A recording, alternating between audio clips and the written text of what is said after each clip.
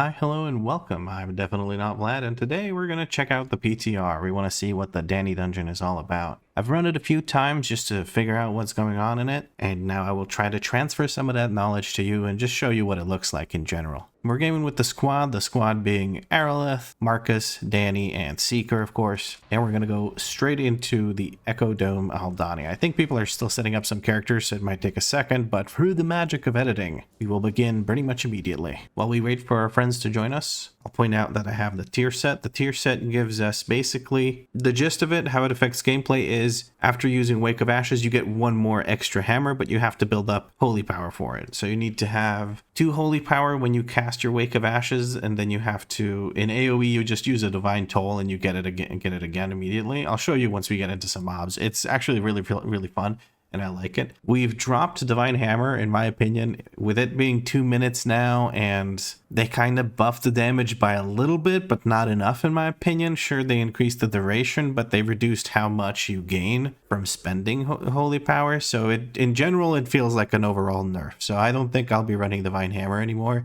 I have to do some actual testing and stuff to see how it really pans out. But for now, I've switched over to this kind of build. It's more of a prio / single target build because we have the Divine Arbiter. And that is directly from us just dropping Divine Hammer. I just moved it straight over here. With the tier set, the 2 set, we basically almost always have triple Empyrean, almost always have triple Hammer of Light every time we use Execution Sentence, so it's very powerful. It looks like we're getting ready to go. I'm excited to show you guys this dungeon. The last boss may be one of the most fun bosses I've ever had to play against, and it's like the opposite of Yasma, and I freaking love it. So here we go with Echo Dome Aldani, also known as the Danny Dungeon. So immediately you just jump over the side here. Apparently that's kind of the routing that Seeker's been showing us, and you do a big Bloodlust pull here at the start. We're going to go ahead and give him some movement speed with our freedom. We're going to focus on these little mites. Now they seem insignificant, but they will absolutely destroy you if you don't pay attention. So what they do is they cast this little gorge spell, and if you don't interrupt that gorge spell, they gain a stack of a buff, and once they die, they basically put bursting on you. We're going to go ahead and interrupt this one here. We're trying to cleave them down while focusing the big destroyer mob. Now I have a circle here. We're going to blind here to interrupt one of these. And then we're going to, oh, Danny gets the kick, so I don't have to stun it. Beautiful. And there we go. So the destroyer does this thing. You can outrange it. It's basically the same thing as in Cinderbrew Meadery, the guys that send the Wranglers, right? That's what they're called. It's the same thing. That's what it seems to work like. But there's no knockback, so it's kind of less annoying than that. And we're looking at these mites now. We're just focusing on kicking their asses. I could have interrupted some of these. I even had one on focus. We're going to go ahead and send a heal. We're going to go through some bushes up there, or those are not bushes, Vlad. Those are trees. Those are called trees, Vlad. Sorry, I haven't touched grass in a long time, so I'm just unfamiliar with these concepts. I believe, get an interrupt off there. No, I didn't, because it was on cooldown. So now I'm even lying to you. But I have a kick for this one, and I have a stun for this one. Again, we want to prevent as many of these going off as possible. We're also doing this in a +10 difficulty. The nice thing about the PTR is it gives you like full myth gear, except for, I believe, jewelry. I have last season's necklace and ring still going. Now this one has 3 stacks of that buff, and now you see he dies, and we get 2 stacks of this overgorged whatever the heck, and that is ticking away on us for quite a lot of damage. So you want to make sure you kick these mites as much as possible. We're going to go ahead over here where Seeker's going. He's going to be pulling more. We're going to go ahead and I'm just going to bubble here to make sure I don't have aggro on anything, and we're going to again focus on these destroyers. You want to prioritize them damage wise, but you of course also want to make sure that you're kicking all of these. I'm going to stand still with this frontal. It does not seem to do any damage, or sorry, it does not seem to knock you back. So that is nice. I'm going to try to not keep this circle on us. I don't know who puts I think it's the destroyers that put the circles on us, yeah. And these are very similar to other circles you get later on in the dungeon. And these can't be dispelled, but those can, so it's a little annoying to get like into a habit of dispelling it. But once all the unit frame add-ons and everything works as expected on the PTR, or rather later on when it's released, I believe that'll be less of an issue, as you'll be able to see on the unit frames more easily what you can dispel. Now we're coming up on the first boss here, and for the first boss you get circles that you need to drop off to the side, or rather a bit behind us. You want to stack, even as ranged you want to be right on top of us or on top of the melee, because these adds are going to jump to random players. As you can see, they jump around. We're just standing on top of each other so we don't have to deal with that. We're getting circles. We're going to move those a little bit away. Not too far away, but a little bit away, so we can not spread out these mobs. You want to kill them as quickly as possible, because those jumps, they will at some point just become very, very irritating to deal with, because they do a significant chunk of damage. The boss puts out those little adds 2 times before you have to deal with adds in a different way, and I'll explain more about that. Well, actually we're going to get to it fairly soon. So what you have to do on the 3rd set of adds is you have to kind of run out and make sure you take them out.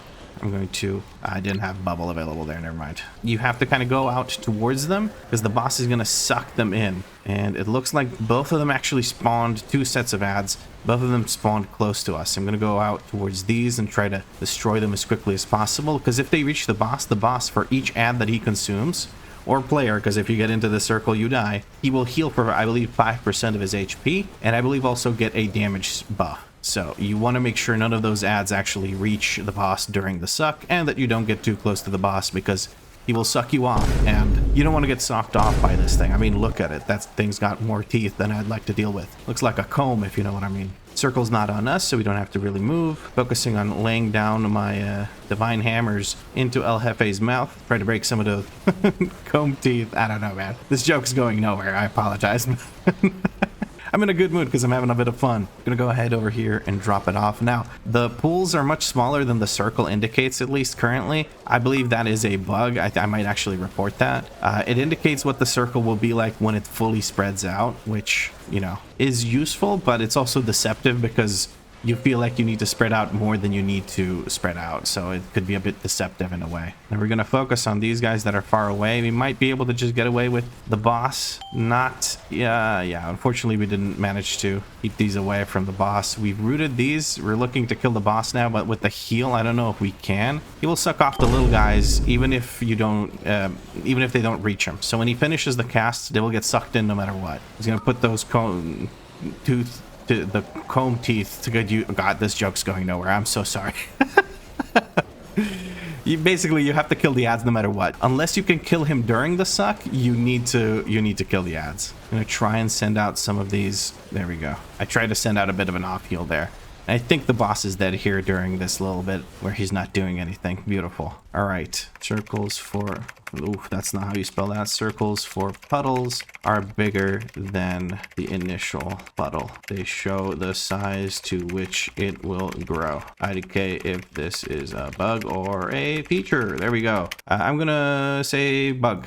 I'll just send that in. Who knows? Maybe they don't mean it to be like that. It's whatever. Seeker was kind enough to wait for me here. Now here we want to focus on the far stalkers. What they do is they send out a arcing zap. That arcing zap is actually it's basically chain lightning, something along those lines. We're going to give a bit of a heal to Seeker here, and there's other mobs that do other things here. The ritualists just kind of spam bolts. You want to try and stack them if you can. If you can't, that's also, you know, you'll take care of them later. And I don't think in this one it doesn't look like we have any of the annoying mobs. And by annoying mobs, I'll show you what I mean later. So there's mobs here that will basically just dash through. Oh no, there is one. Look, you just saw it. So they'll teleport behind a random player, and they will face the same direction that the player is facing, and they will dash through that direction, in that direction. And what ends up happening basically is they will spread out a lot, and you will lose a lot of damage that way. So it's a little bit annoying. Now I'm gonna try and demonstrate it. See, they teleported behind me and dashed through me,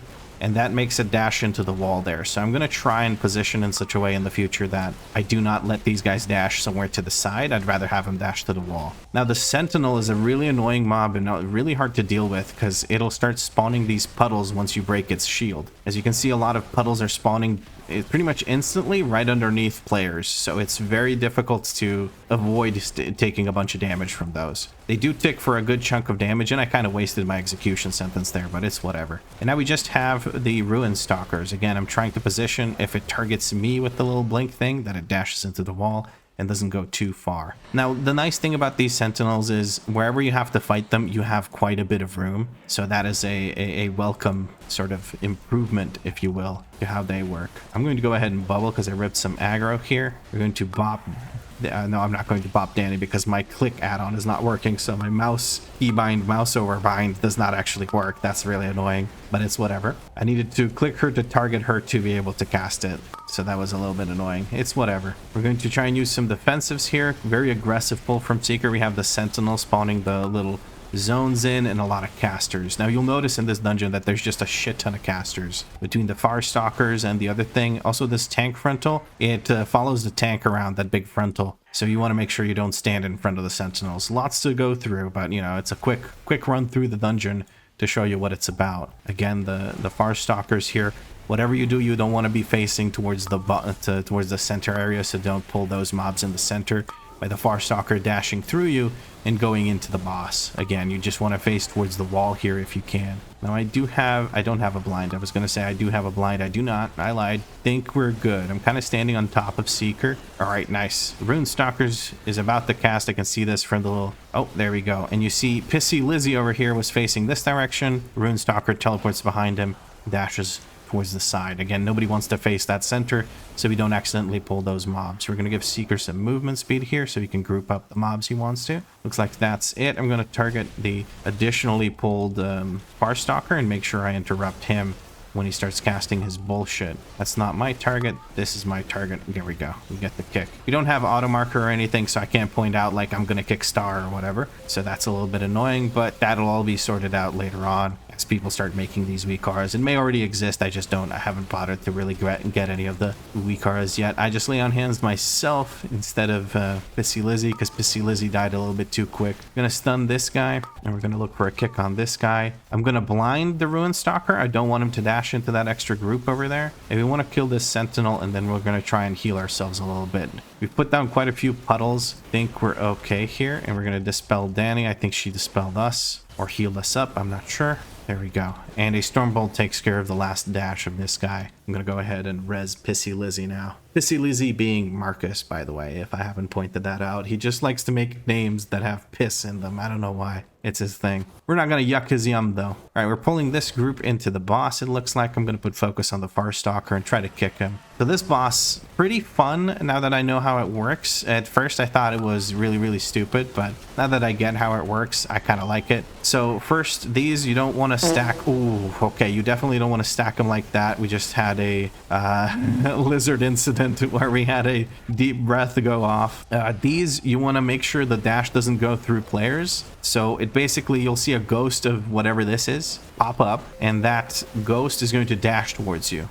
And you want to make sure that he doesn't dash in such a way that he hits other people. Now this dash, you want to make sure it goes through the boss. If you can make it go through the boss, it'll remove one of these orbs that surround him, and that'll make him start taking, like, you can actually start actually hitting him again. Oh goodness, I'm so flustered right now. Because you can't really hurt him until the orbs are taken care of. There we go. And now we can beat the shit out of him. That was a little hectic there, but we got it done. So I foresee that this is going to be the Pug Buster. Like in this whole, like in the entire dungeon, I do believe this one's going to cause the most trouble. Because you have to rely on people not running on top of you with the dash. And you have to rely on people actually dashing the thing through the boss during the intermission. So we'll see how it goes once we get this onto live. But in a coordinated group, it seems to be relatively easy. Now again, since last time I didn't point this out, but you want to kill the javelins as soon as humanly possible, because they bind players to a specific area within the fight, and then the players are not able to direct these dashes and AoEs away from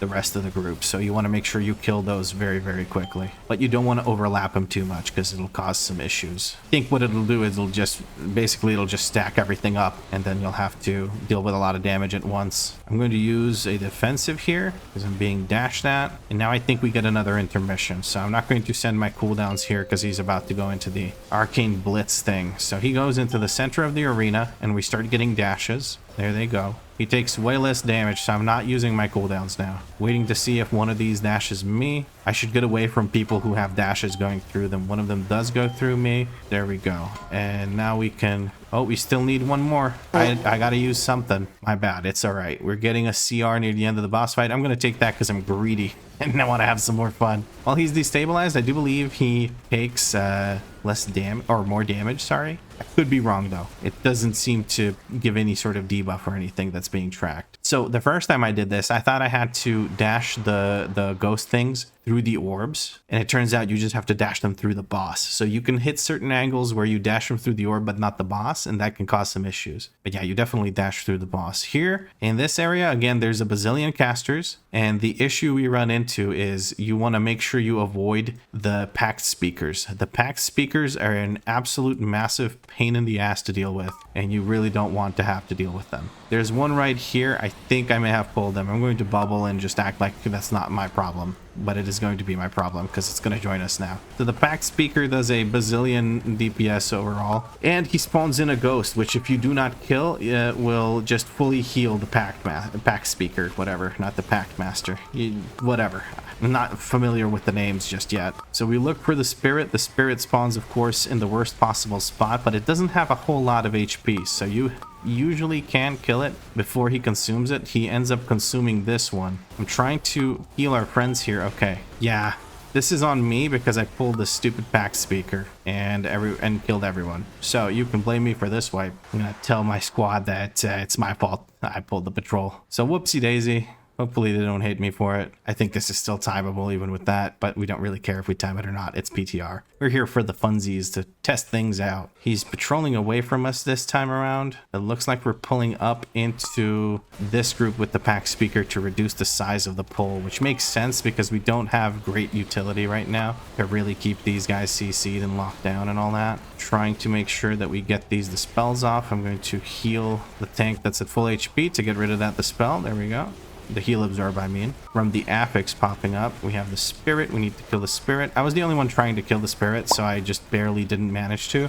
But as soon as there's multiple people doing it, it's easy peasy lemon squeezy. Now maybe it was the wrong call for me in the last pull to try to focus the spirit down on my own. Instead of I should have probably focused on killing the rest of the enemies and then turned to the pack speaker afterwards. But I think just pulling the pack speaker was really already enough of a mistake to begin with. And it was all ogre from there. I'm scared of approaching this area, like getting closer to it to hit it, because there were these mobs nearby. I didn't want to pull them. All right, there's some far stalkers here. Seeker went down. I think that's a reset. We're trying to CR. I don't have bubble. I should have bopped maybe. Yeah, I think that's a reset. And we also pulled freaking Shy Hulud over here. I know it's not really a worm, but it's still, it moves like a sandworm. Oh, okay, these guys are still joining us. Oh, it looks like we're still in combat with some of that pack. Seeker's gonna take care of aggro here. Didn't quite manage to get to these mobs before they took out Pissy Lizzie, so we have a pisser down. Pisser down, I repeat, pisser down. I gotta heal myself here. Try to take care of myself a little bit while we stabilize. These circles are massive and scary.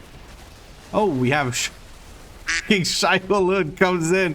Hey, what's up, bitches? The Kwisatz Haderach is awakening. Get over here. Oh man, this is looking rough. We drop a lay on hands on the Pissard.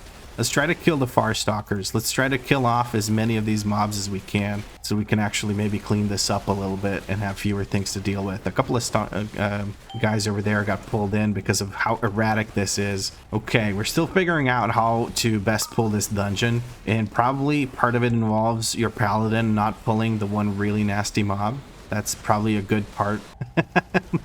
That's probably one of the key things. Oh goodness, I keep standing in shit. There's just so much shit to look out for.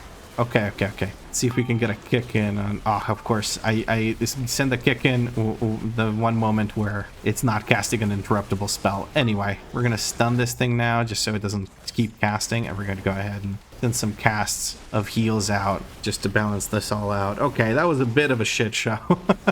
But hey, easy peasy, lemon squeezy, good count, you know, all that good shit. This guy's just so beefy. He takes forever to kill and he gives, what, 3%? It doesn't tell me right now, but it does not give enough percent to be worth all this trouble. So you can click these things to charge them up and get a 20-second buff. It is nowhere near worth it.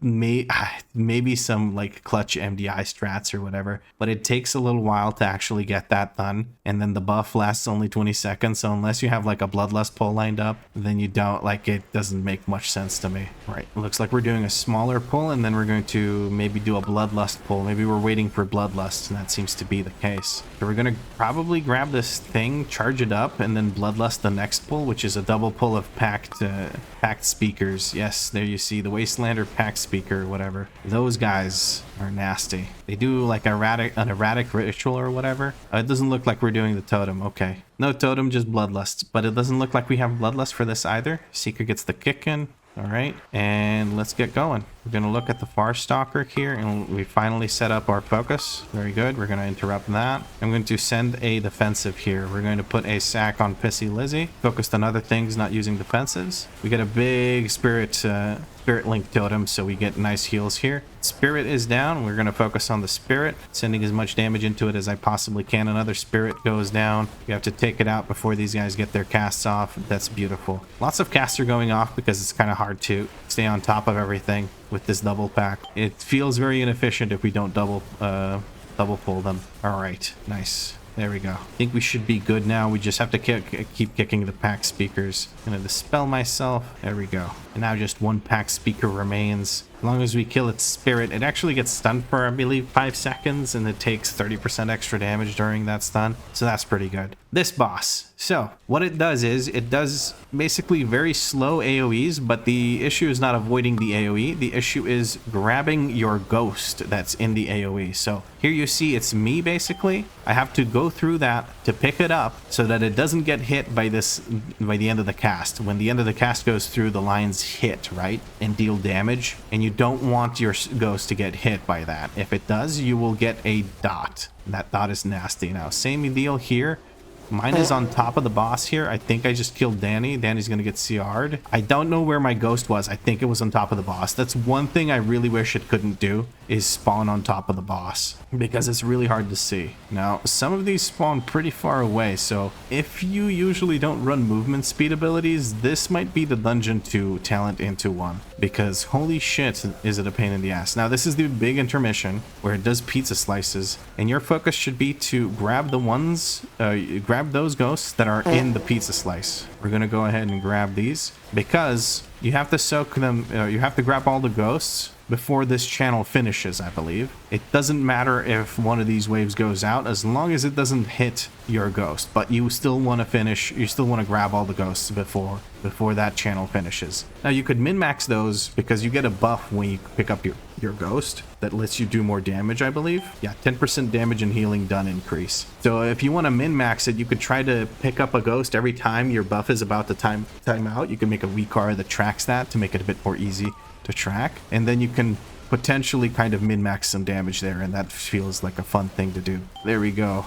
This time I try not to kill anyone, but I had to kind of move into other people to pick up my ghost. That is by far the most scary part to me, is the circles. My instinct tells me get the hell away from people, but what I actually have to do is go and pick up my ghost more so than get away from people. Of course you need to do both, but depending on where your ghost is, it can be pretty messy. Now here we get another big set of pizza slices.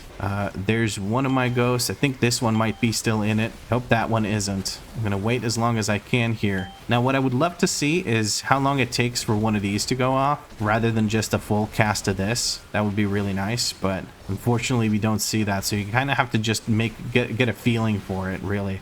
I'm sure there will be WeakAuras that tell you exactly when during that spell bar or cast bar it's going to go off, so that's something to look for to help you do this dungeon a little bit better. And go one last Whisper of Fate. We're gonna grab our ghosty one last time. and then smack him with a divine hammer or hammer of light or some kind of hammer, and he gets hammered. Now feedback, please don't let the boss spawn ghosts on top of its unit model. It is very hard to see. And then I'm going to submit that feedback because I really don't want those ghosts to spawn on top of the boss. It's basically impossible to see, and I killed Danny because of it. Ooh, we got a ring. A haste master, a very heavy haste master ring. Oh, well, very nice. Yeah. That will replace, I guess, maybe my ring of earthling craftsmanship. Actually, they seem to be scaled up to a higher item level while I'm in the dungeon, so that's something cool. Anyway, that was the Danny dungeon, the Eco Dome Aldani, also known as that Danny dungeon.